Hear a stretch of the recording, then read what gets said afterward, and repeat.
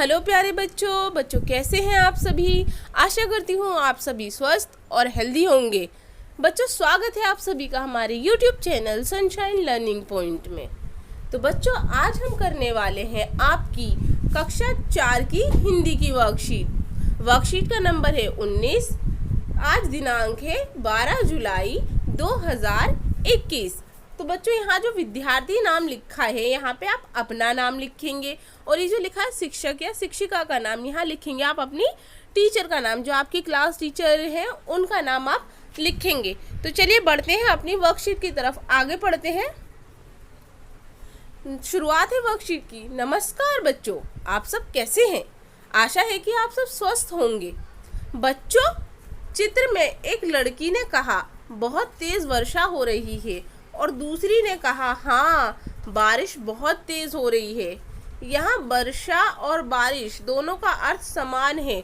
समान अर्थ वाले शब्दों को समानार्थी शब्द या पर्यायवाची शब्द कहते हैं। यानी आप ये चित्र देख रहे हैं ना, ये लड़की क्या कह रही है, बहुत तेज बारिश हो रही है, कह रही है बहुत तेज वर्षा हो रही है। दोनों शब्द अलग है, वर्षा और बारिश, लेकिन उनका मतलब क्या होता है, मतलब दोनों का सेम होता है। तो ऐसे शब्द जिनके शब्द अलग अलग हो लेकिन अर्थ एक ही हो, उनको क्या कहते हैं बच्चों, उन्हें कहते हैं पर्यायवाची शब्द। ये बात आपको अच्छे से ध्यान रखनी है, उन्हें पर्यायवाची शब्द कहते हैं। जैसे हम कहें पानी और जल, यानी पानी को जल भी कहते हैं, है ना। तो उसके अलावा नीर भी होता है, आपने सुना होगा जल, नीर, पानी को ये सब कहा जाता है। दूसरा है हमारा किताब, जिसको पुस्तक भी कहते हैं। यानी दोनों शब्द अलग हैं लेकिन अर्थ क्या है, दोनों के एक ही हैं, किताब और पुस्तक। ठीक है। नेक्स्ट है हमारा भगवान और प्रभु, यानी जो हमारा भगवान होते हैं, भगवान है ना, सब पूछते हैं भगवान को सुबह सुबह उठ के हर वक्त, तो उन्हें क्या भी कहते हैं, प्रभु हम कहते हैं ना कभी कभी, हे भगवान, हे प्रभु। तो भगवान और प्रभु दोनों के अर्थ समान हैं। नेक्स्ट है हमारा अंधकार और अंधेरा, यानी अंधकार का मतलब भी अंधेरा होता है और अंधेरा भी, यानी जो काला काला अंधेरा होता है, रात होने पर कुछ भी नजर नहीं आता ना, तो दोनों के अर्थ एक ही हैं। चलिए बढ़ते हैं आगे, सोल्व करते हैं अपने प्रश्न उत्तर। पहला प्रश्न है, नीचे दिए गए चित्रों में रंग भरिए और संकेत पेटी का प्रयोग करते हुए दो दो पर्यायवाची शब्द लिखिए। तो ये जो आपको चित्र दिए गए हैं, ये दिख रहे हैं ना बच्चों, ये सुंदर सुंदर से चित्र है। आपको क्या करना है, इन चित्रों में रंग भरना है और इनके दो दो पर्यायवाची लिखने हैं। ठीक है। तो शुरुआत करते हैं हम। पहला है, और ये जो यहाँ पे आपको संकेत पेटी दी गई है, जो बॉक्स दिया गया है, इनमें से ही आपको कोई लेने हैं। अब जैसे पहला है हमारा पेड़, तो पेड़ को क्या क्या बोलते हैं, पेड़ को बोलते हैं तरु और वृक्ष। यानी तो यहाँ पे हम लिखेंगे तरु और यहाँ पे लिखेंगे हम वृक्ष। ये हो गए दोनों पेड़ के पर्यायवाची, तरु और वृक्ष। ये जो दोनों आपको दिख रहे हैं ये आपको लिखने हैं। दूसरा है हमारा ये फूल, तो फूल को क्या क्या कहते हैं आपको ये लिखना है। तो यहाँ हम देखेंगे फूल को क्या कहते हैं, यहाँ पे कहते हैं पुष्प और सुमन। ये दोनों किसके नाम हैं, ये है फूल के। तो इसको पे हम क्या लिखेंगे, पुष्प।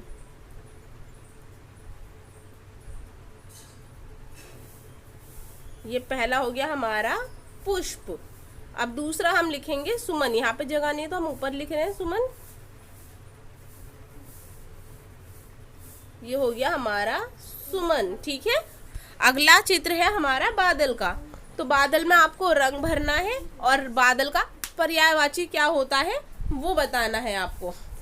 तो बादल का पर्यायवाची बच्चों क्या क्या होता है, एक होता है मेघ, यानी बादल होते हैं ना, आपने मेघालय का नाम सुना है ना, मेघालय जो कि हमारा उत्तर पूर्वी इलाका है एक नॉर्थ ईस्ट का, तो वैसे ही मेघ, क्योंकि वहाँ बहुत सारे बादल रहते हैं इसलिए मेघालय उसका नाम रखा गया। दूसरा क्या नाम है, जलद। तो आपको ये यहाँ पे दोनों लिखने हैं। यहाँ पे लिखेंगे पहला हम मेघ,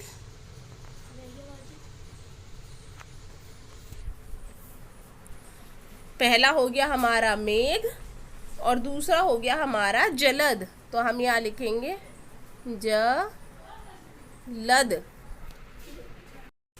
तो बच्चों इसी के साथ हमारा ये प्रश्न नंबर 1 हुआ। क्या लिखेंगे बादल का पर्यायवाची? मेघ और जलद। ठीक है बच्चों, तो चलिए बढ़ते हैं अपने अगले प्रश्न की तरफ। प्रश्न नंबर 2 है हमारा, दिए गए चित्रों को देखकर उनके सही पर्यायवाची शब्द ढूंढकर लिखिए। यानी यहाँ पे जो चित्र दिए गए हैं आपको उनके सही पर्यायवाची लिखने हैं। ठीक है, तो जैसे हमारा ये दी है पंछी, तो पंछी का और क्या क्या पर्यायवाची होता है, यहाँ पे एक आपकी सहूलियत के लिए दे रखा है पक्षी, तो ये इसका पर्यायवाची है। महिला, महिला की होती है औरत, ये आपको ध्यान रखना है। मित्र, मित्र का क्या होता पर्यायवाची? दोस्त। तो उसी प्रकार आप चाहें तो कुछ और भी लिख सकते हैं, लेकिन जो 3 चित्र हैं ये हमने लिख लिए हैं। पक्षी का पंछी, महिला का औरत और मित्र का दोस्त, ये हो गए आपके तीनों चित्र के पर्यायवाची। चलिए बढ़ते हैं अपने अगले प्रश्न की तरफ। प्रश्न नंबर 3, आओ बातचीत करें। तो प्रश्न नंबर 3 है बच्चों, आपको जो बातचीत का आपका रोज का आ रहा है वैसे ही आपको बातचीत के डायलॉग लिखने हैं। चलिए पढ़ना शुरू करते हैं। प्यारे बच्चों, साथ दिए गए चित्र को ध्यान से देखिए। आपको क्या लगता है कि चित्र में दिख रहे व्यक्ति आपस में क्या बातें कर रहे होंगे? अनुमान लगाकर उनके संवाद यानी बातचीत को जोर जोर से बोलिए और अपनी कॉपी में लिखिए।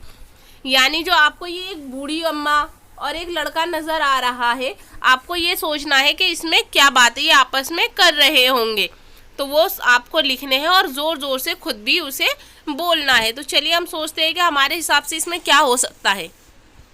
बच्चों ये जो हमारा पहला लड़का है इसका हम नाम रख देते हैं कुछ भी XYZ नाम, आप अपनी तरफ से रख लो, लेकिन हम प्यारा सा नाम रख। तो हमारा जो ये बच्चा है हम पहले इसका नाम रख लेते हैं, हम कुमार या योगेश, चलिए हम इसका योगेश नाम रखते हैं। और क्योंकि ये एक बूढ़ी अम्मा नज़र आ रही है तो ये उनकी मदद कर रहा है, तो हम क्या कह सकते हैं, यहाँ पे हम अपने हिसाब से वाक्य ले रहे हैं। आप चाहें तो अपने हिसाब से इनके वाक्य लिख सकते हैं। जैसे मुझे लगता है इसकी मदद कर रहा है तो हम क्या लिख सकते हैं कि दादी अम्मा, दादी अम्मा मैं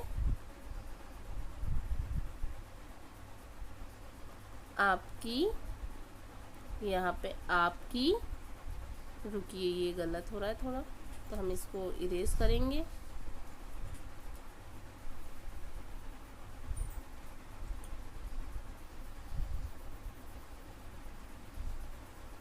तो हम यहाँ पे इसको इरेज करके फिर अपनी पेंसिल पे आएंगे। यानी कि दादी अम्मा मैं आपकी, दादी अम्मा मैं आपकी मदद करता हूँ।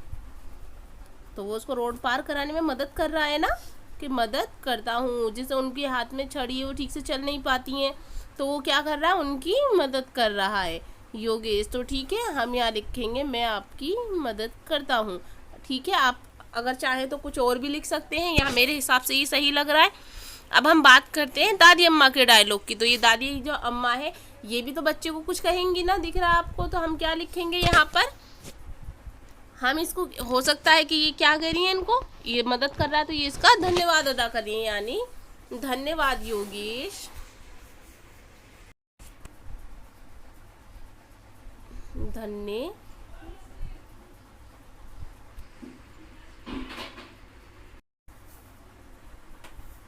धन्यवाद योगेश। हमने इसका नाम योगेश रखा है ना, धन्यवाद योगेश, तुम, माफ करना मेरा बहुत ज़्यादा बड़ा चलता है इसके लिए, तुम एक बहुत ही अच्छे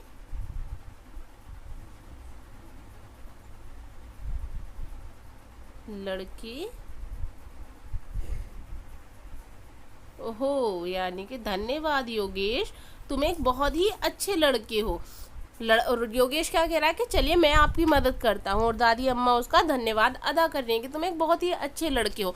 बच्चों तो इसके हिसाब से, हमारे हिसाब से तो यहाँ डायलॉग ही सही हो रहे हैं। अगर आपके हिसाब से या आप अपने मन से भी कोई और अच्छे अच्छे डायलॉग यहाँ पर लिख सकते हैं।